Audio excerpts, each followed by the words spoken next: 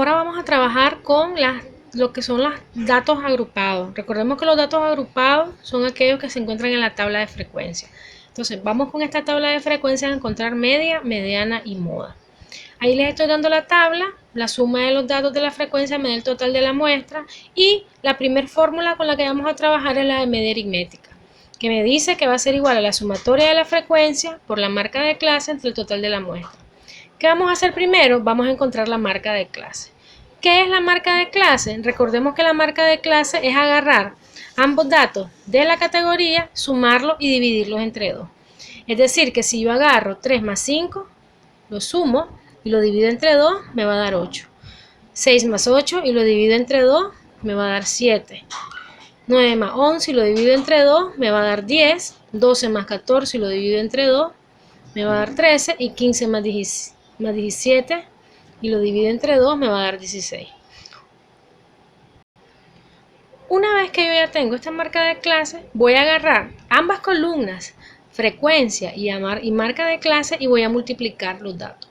En el primero, 2 por 18, 2 por 8, me va a quedar en 16. 10 por 7, 12 por 10 y así sucesivamente.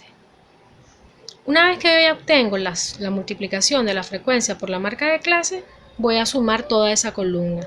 La suma de toda esa columna me da 435. Y ya con eso puedo aplicar la fórmula de la media aritmética para datos agrupados. ¿Qué me dice?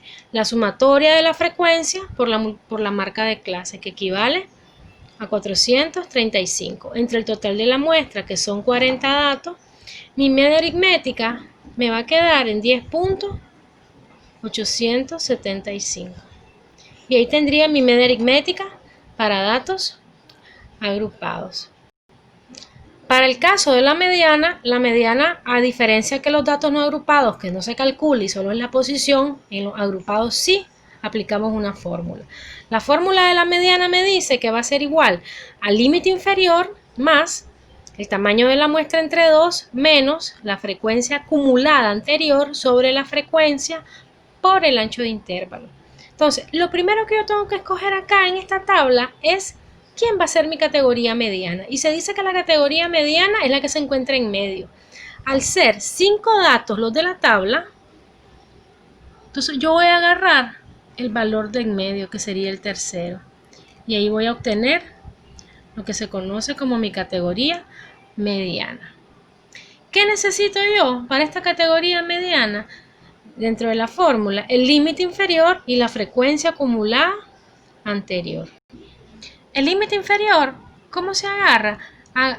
Se ocupa de la categoría, el valor más pequeño, y se le resta la unidad. Vamos a hacer eso para cada uno. De tal manera que la primera sería 3 menos 1, 2. 6 menos 1, 5. 9 menos 1, 8.